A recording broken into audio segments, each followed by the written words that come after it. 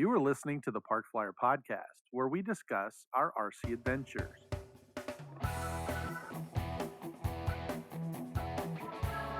Welcome to the Park Flyer Podcast, where we discuss the ups and downs of the new RC Flyer.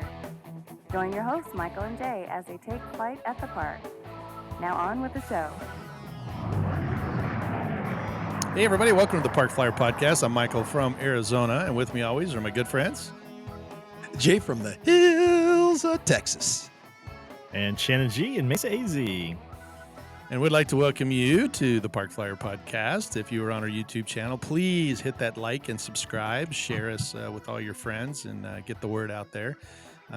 Also, if you're on our Facebook group or if you're on our podcast sites, make sure you give us a thumbs up there as well. But we appreciate you joining us. We talk about all things RC kind of and just kind of touch base. In this episode, we're going to get into some of that, but I have to do a public safety announcement first. So if you, Are you missing a finger, Mike? I'm not. Nope. This is a public safety announcement, and it's a very long story that I'm going to compress into a very short amount of time. But I picked up my new Bearcat. If you're on YouTube, you can see it in the back. That's a Vix RC Bearcat, and I was so excited. I was all in that mind frame. Jumped in the car, drove off, got a phone call from the Maricopa County Sheriff's Department. They basically told me on the phone, had my name, my information, all of that stuff, said that I had jury duty, which if you remember, I did have jury duty. I told you guys about it, and that I had missed showing up for my jury duty. Now, I was very confused about it. I told him, I said, no, I called and got released. And he's like, this is a federal jury. And I said, am I supposed to call every day on the federal jury? I thought you were only supposed to call once at the beginning of the week. And he says, no, you have to call every day. This was for a grand jury selection. So you're in some serious trouble. There's 2 warrants out for your arrest currently right now. And I just panicked because my job, there's other things I got going on. I'm just like, oh my gosh, what do I do? And he said, well, I need you to come down to, and gave me the address of the actual sheriff's department. And I said, okay, I'm headed right there. And he said, well, I have to read you some information. So they read me a bunch of, rigmarole and told me that, they had looked into my records and it wasn't like I was a criminal or nothing, but I was an outstanding citizen, and they had talked to the judge. The judge was going to go ahead and do what he calls a DNR. And a DNR is did not receive. But in order to do the DNR, I had to come in and sign the paperwork, and then they were going to do a signature verification that told me basically, that I didn't receive it, that somebody had sent it in and it wasn't me. And I said, but I think I did send it in. Now what happens? He goes, well, there's fines associated with this. It's $1,500 per case, and you have 2. So the case is a contempt of court. There's a warrant for the contempt of court and a warrant for failure to appear. If you just get down here, if you need to stop by your financial institution, please let me know. And I said, yeah. And he's on the phone with me. So I'm driving, to the sheriff's department, and swung into the bank, got my money, because I'm like, this is the most expensive mistake. I don't ever remember missing this. Why? It just was really confusing. So anyway, long story short, I'm almost to the sheriff's department, and he informs me that they don't take cash, that I have to go over to the Safeway and get a voucher. And I'm like, okay. So I And what exactly is a voucher, Mike? Because when you said that to me, when you were telling me a story, I didn't exactly know myself. So and so the way he explained it is that they stopped, because in the digital world they stopped taking credit cards, debit cards, because they were getting scammed or whatever. People weren't paying, and so he said what they do now is that you have to put money on an account, and then when you bring the slip to them at the sheriff's department, then they can collect the payment. And I'm like, okay, that doesn't sound right, but okay. I mean, everything he said has been legit so far. And so when I walked into he goes, you can go by the Safeway and just go to the customer service department and they'll give it. So it's like a cashier's check or something. In my head, that's what I was thinking. He kind of made it out like that. So I walked in, I'm still have him on the phone, and he goes, oh, are you there? And I said, yes, sir. And he goes, okay, well, there's a machine right there called a Coinstar, and you just need to click on that button and then go to Elysium, which is a cryptocurrency. And as soon as I did that, which I did do, because like I said, my mind was just totally wrapped around this. It said in big red letters, no court or law enforcement entity will ever ask you to pay in cryptocurrency. And right about that time, I got a text from my wife that goes, "It's a scam," and I hung up. So I'm going to tell you though, Shannon, it was as real. They had spoofed the number for the sheriff's department. They knew everything was going on. He had me hook, line, and sinker up until I got to the Coinstar, and then I'm scratching my head, going, "Wait, why am I at a Coinstar for the courts?" So luckily, I was downtown, and I just jumped in the car, swung over to the federal courthouse, and walked in. And as soon as I walked in, they go, "You look troubled, sir." And I was like, "Yeah." I said, "I'm on the phone with this officer." So he goes, "It's a scam. Hang up." So they were very aggressive. They called me back about 15 times. I was texting my wife this whole time, and my wife is like panicked because she's in a meeting and she's trying to figure out, oh my gosh, and we're trying to move money around so I could get the funds to do it.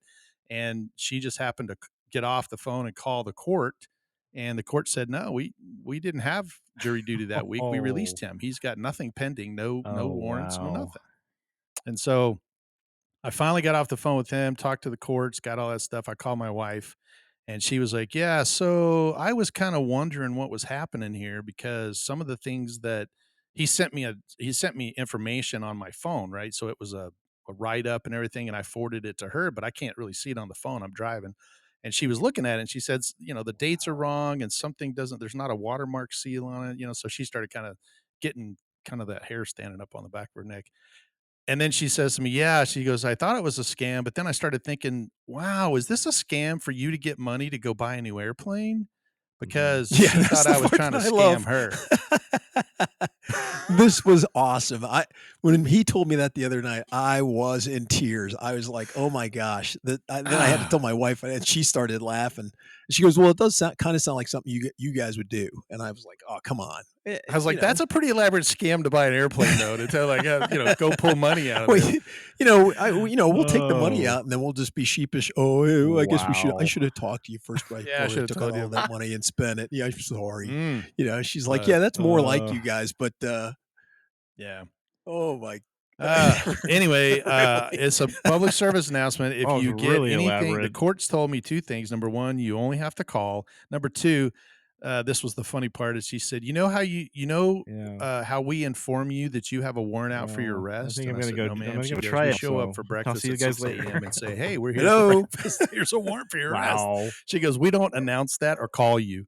And second thing, she said, if you failed to appear in court, you would literally have a certified letter 24 hours later, not a month later. Because this is, that was back in February. So, but it just caught me off guard. He knew all my information. I showed her, and she's like, "Yeah, we Yeah. have no idea how they're doing it, but it is a big scam. It is on their website." And yeah, so just in case it's going throughout the country now, they're kind of preying on citizens who are, kind of like me, that Wow. I'm a law abiding citizen. I've done jury duty, the whole deal, blah, blah, blah. And, now they're saying, okay, well, that guy, we can get him. But it wasn't until I got to the cryptocurrency thing that all my bells and whistles went off, because I was too busy trying to figure out. And Jay brought up a good point. He said, "You should have just said, I need to talk to my lawyer." Because that anytime you say that, they're going to be like, "Okay, get back with us," and hang up. But I wasn't thinking about it at the time, because he had said, "Oh, it's already being dismissed. We just need you Yeah. to come in and do the signature verification." So I wasn't really thinking. He knew all the right things to say. So stay away from the scams. I was, yeah, I was Ask him, very, can you very close. speak to my lawyer? I wasn't And gonna. I Well, was gonna be close there was a enough. couple of things. He told Michael, at one point, like he was placing him under arrest, and I was like, what cop, how can you be under arrest when he's not physically there? Yeah, Arrest is a physical thing. He has to be there and physically take charge of you. So he's over the phone because he was like, "Don't get out of the car. Don't go anywhere else. yeah. Keep me on the phone the whole time."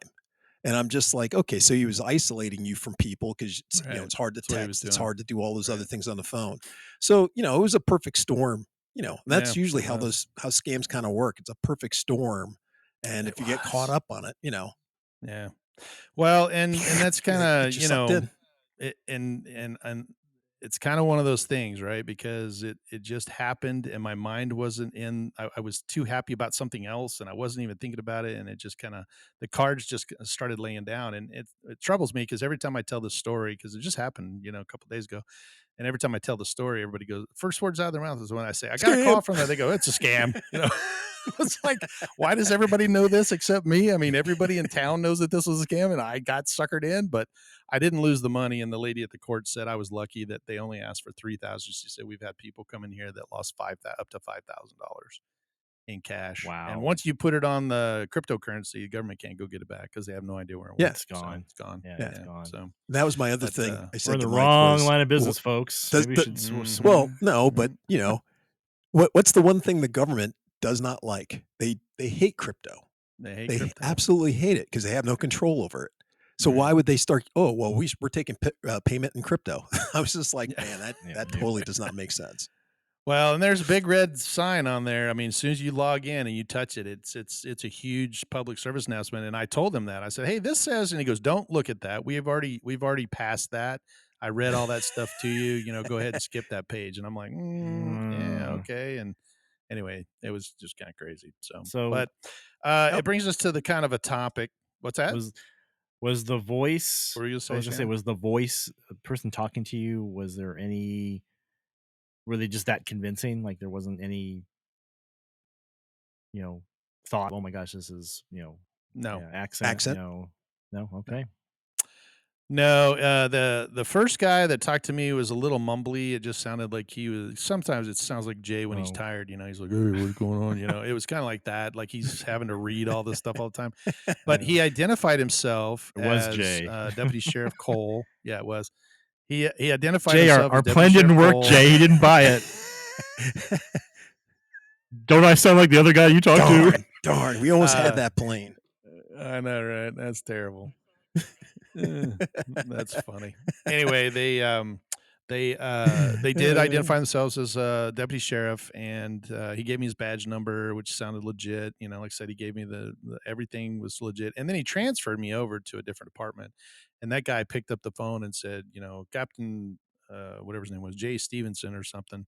And he's like, "Hey, it's Captain James Stevenson with the Maricopa Sheriff's Department. How can I help you?" And I said, "Yeah, they transferred me." He's like, "Oh yeah, I got your case here, blah blah blah." And he gave me the case numbers and stuff, that I wrote down.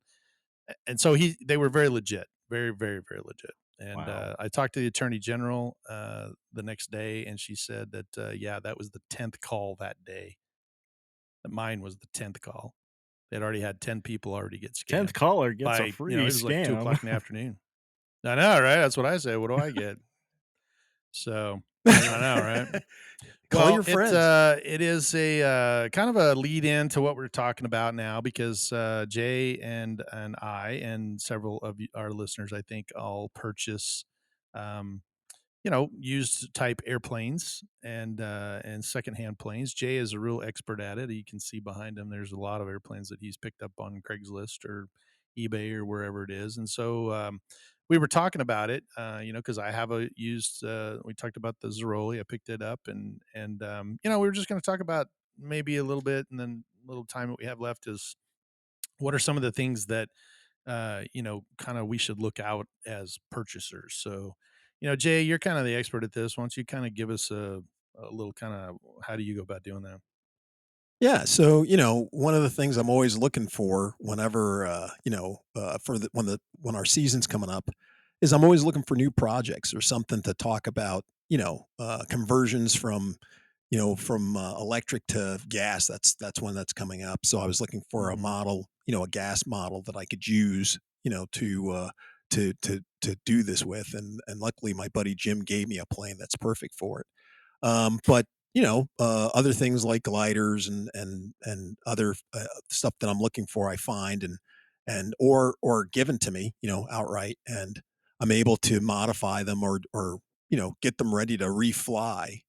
Like maybe somebody gives me an older plane, right, and they had like an old brush motor on it, and then we'll do a segment about updating that and looking out, well, how do you select that motor, etc.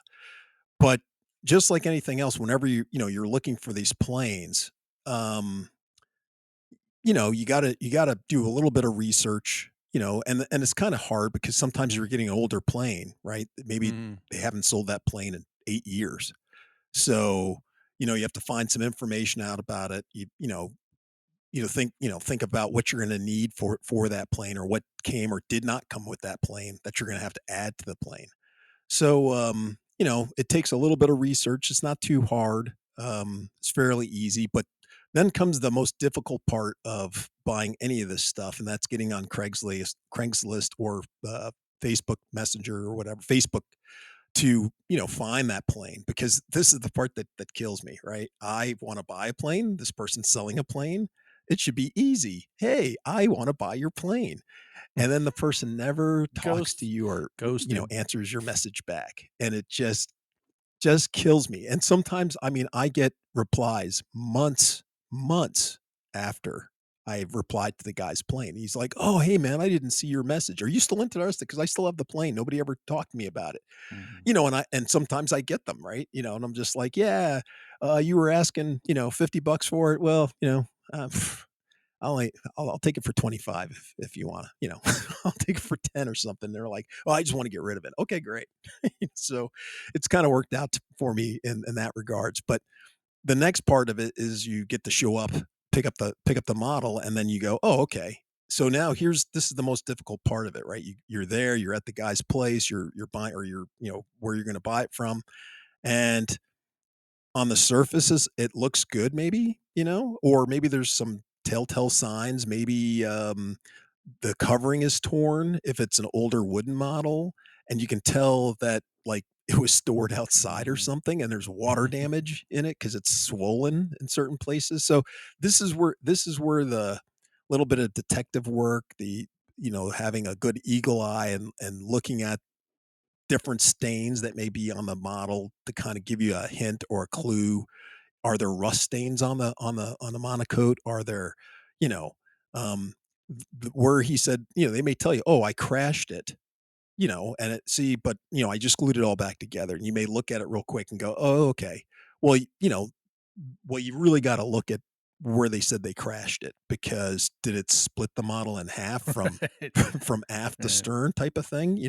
Not like a little crack, but I mean, they split the model in half. Did they rip the gear out? Did they, which isn't too bad. That happens a lot on models, and that's okay for that kind of damage. But when they go, "Oh, it just broke a little bit of the wing off," well, you don't realize that what they're talking Mhm. about split the wing in half, you know, and they kind of glued it back together. So then you have to go, that's where it gets hard, because they might have repaired it and monocoated over it or painted over it, and you're like, looking at it. So you have to kind of get in there, flex it. It's kind of like picking fruit. You have to kind of squeeze it and manipulate it to kind of get a good idea as to what may or may not be wrong with that thing. And that's where it gets really, really difficult, because then it comes down to how Right, well can right, you repair something. All right. It's one thing if you broke off a wingtip. It's another thing if you broke the main right. root of the of the plane, and you have to do major, surgery on that thing. Or, like you said, did it rip out the gear, and, like, he has the gear and it's sitting there, Is it a clean break? Did it break, the box, that the whole box that the thing was sitting in, so that, it's all pulverized, balsa dust. So you have to, actually recut out the members or the frames for that stuff, maybe, and like I said, sometimes you get the plans with it, and that's no big deal. But a lot of times you don't have any plans, Mhm. and you're just going to have to wing it. So you have to kind of know your own level of, how well you can repair stuff. Like I said, my buddy Jim, he just can look at something and just copy it, and just remake it. It's just incredible to see him go to work, and how he can just fix things. And he makes his repairs, make the plane even better than what it was before. And, where it might have had a little Right. flex, that thing ain't flexing. It's, it's solid as ever. So it's just amazing. So, I know it's kind of a washy answer, to kind of go, "Oh, it's easy to buy used planes. It's not a big problem," but you have to know your own capabilities, and have to be a good assessor as to how bad of a fix is this going to be, because, if you just go, the guy just says, "Oh, this thing ripped off," and like I said, it ripped the main Mhm. spar out of the plane, you know, um, how much is it going to cost for a carbon rod for the plane? Carbon rods. Mhm. If I mean a tube, out of a plane, if it's ripped out or damaged and you have to replace it, may cost more than a plane to just replace that, the rod. So, just little things Yeah, like that you have to be honestly, aware of. there's a lot of airplanes that people will sell. I'm really bad about it. I've got several airplanes that they don't make anymore, and I could sell them. I like to fly them if I get a chance, but they're kind of nostalgic, and I have some that you know they're in good condition, but they just don't make parts for them anymore, and you can't find anything. And so people, Mhm. they get to the point where they're like, Right. well, there's nothing to fix Right. this with, and so I might as well might as well sell it. And some of them, like mine, I've flown, 2 times since I bought it, and it's got hanger rash on it from moving it around for 2 different moves, but, at the same time, it's, flyable and it's, perfectly viable. The Bearcat, I kinda decided I wanted to kinda redo Mhm. the wing structure on it because of basically the airplane it had flying and it got wrecked, and so, the body and everything is in really good condition, but, the wings needed a little bit of tender loving care, and so, it's just things that you can kinda look at and see, but on the other side of that, Jay, you can find some really good deals. Scott, we had him on the podcast a couple, episodes ago. He was online. He found that Stutka that I had in the shop for a while. He flew that at Winter Warbirds, and he got an incredible deal on that. And the guy that he bought it from was a Futaba rep and had the whole airplane was spotless. Yeah. When he told me what he paid for it, I was shocked. I was shocked. It was less than the kit. Yeah, Yeah, no, he's yeah. the guy we love to hate. Well, him and Barry as well, right? Because He's the guy we do love to Barry hate. just got one as well. Yeah, yeah, yeah. They do. They just have the luck. Maybe I don't They have just the have luck, the luck with that. Well, but Barry just got a half scale Christian the Eagle. 737. So, Ooh, and he got it for the price of the motor, nice. and the motor's brand new in the box. Wow, So, what were you saying that's there, awesome. Shannon? Wow. So my 737 slash P8 Poseidon, perfect Mhm, example of this. I saw it on Facebook Marketplace, mhm, and you know, I could tell it needed some things. Like and the guy tried to explain to me what it was. It was missing it was like an estate sale. Somebody had mhm. bought it. They probably flew it, but it was missing the spar, which isn't a big deal because they still make that plane, or at least they still got parts for it. And when it got to the point of meeting the person, it was one of our common friend, Ryan Rhodes. He just didn't There you know go. he had a different name. He was under a different name Oh, on gotcha. Facebook for whatever reason. But so when I got that, I got a really good deal on it, and I knew what I was getting into. I'm like, well, I can get the parts for this plane. I know what's what with this. Right. The manual you can download. I had a servo Mhm. go out. That servo was nothing to replace. And Mhm. after getting it roughly airborne, I stripped it down, repainted it, and I fly the heck out of it. I've got I won first place at the jet rally for electric jet with it. So Yes, you perfect example did. of like taking a basket case of a plane, because the average person would be this, oh, I'm not gonna do anything with it. This is junk. And it's like, Right, no, this was perfect for me. So 'cause right. I'd say about 80% of my planes, if not more, are used. I don't I think I've bought in my planes I'm currently flying, there's 3 that I've bought new. Hmm. Now the used ones, some of the used ones might have been like one flight, or Mhm. like Bob Roth, he'll fly it 3 or 4 times and it's for sale. So, that kind of deal. Right, right. And to a it's like I kind of live off of the deal of used aircraft. That's to me that's one of the huge parts of our hobby that I love. That you can get a really cool plane without Mhm. buying the farm initially. Yeah. Sure. And there's some really, really, really great deals Right. out there. I mean, that's the important part about it is that, I don't I think if you're one of those that doesn't really have the time, effort, or want to put in the effort to redo something like Shannon did, or, like I did with the Cessna, the big Cessna was another one that, I'm pretty much where if I see something damaged in there, I know I can put it back to the way it was. And so I start digging in, and the next thing you know, I'm, got the whole airplane gutted and starting with all the stuff that I want to put in there, which is, fine. There's no loss, no reason you can't do that. Just may take a little bit more time, and it's Yeah. basically now I understand what's in it, and I took a bunch of stuff out. So, but it can't. Yeah, what I want to at least portray is that you shouldn't be scared of purchasing planes that are secondhand, basically. And even if you're No. not if you're not good enough to or not really skilled enough to kind of redo the whole airplane, then maybe don't buy a something that's a big wrecked pile. But there are guys that do that. I mean, one of the guys that we know here at our club, he does that. He'll buy airplanes that are almost destroyed, and they're fiberglass, and it's hard. A lot of people don't work well with fiberglass, and he'll put the whole airplane back together like it was brand new with panel lines and everything. So, and then he wins awards with it as well. And you're just like, oh, I saw that airplane when it came in on a Greyhound bus in parts. I mean, literally, it was just chunks of pieces stuck in a box. You could barely tell it was an airplane, and now it's things flying around, winning, all kinds of awards on it. So, and then when he goes to sell it, it's basically been redone. Although that airplane was wrecked, I mean, he could probably ask top dollar for this thing because it's in really, really, really good condition now that he put it all back together. So that that's a skill that Right. that people have.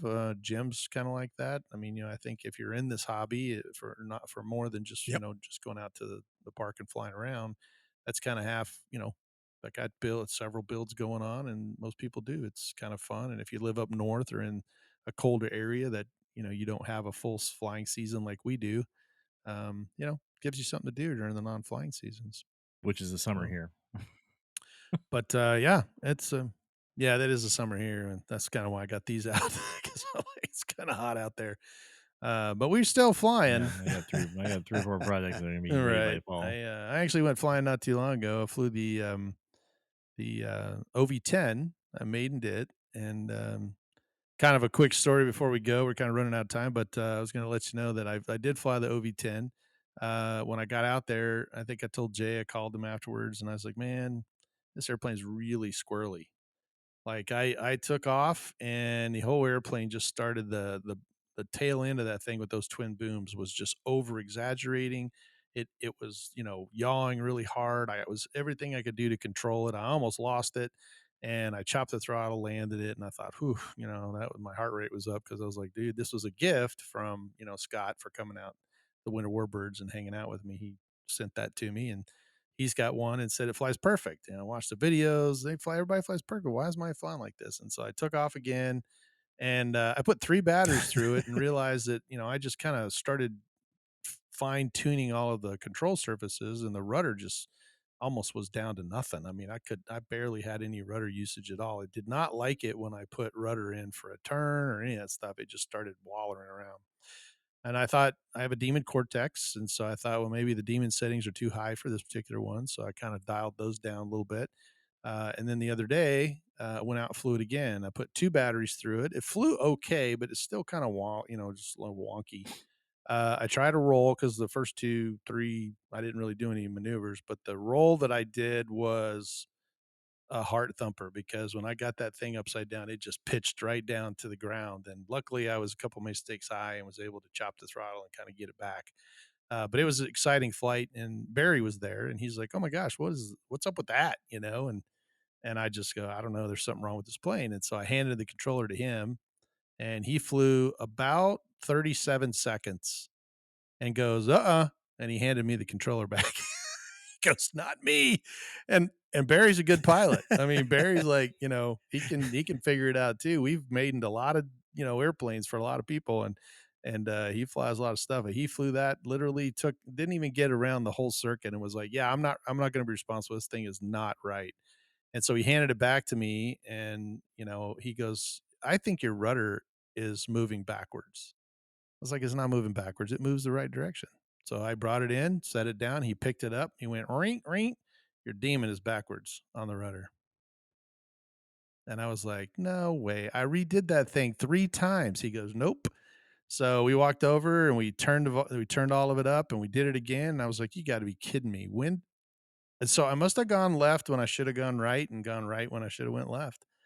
but we rebound it. We redid the learning, and he's like, now go fly it. And as soon as it took off, man, it was just Ah. 180 degrees different. That airplane flew amazing. We had low passes, we did wing over, it rolled beautifully because, with the rudder, as soon as I put a little bit of rudder to keep the nose up, it just pitched down with the gyro, thinking it was going the other way. And I had flown it with the gyro on, gyro off, because I was trying to figure out if it was a gyro issue, but it seemed to have done the same thing with the gyro off in my eyes. And I think it was just a carryover from the gyro doing things. And then when I took it out, there was no correction to it. So it just, anyway, that is our safety tip for today. Right. That make sure you check your control surfaces Story of and my don't life. put 6 batteries through it before you figure it out. Because luckily for me, I was able to get it back on the ground.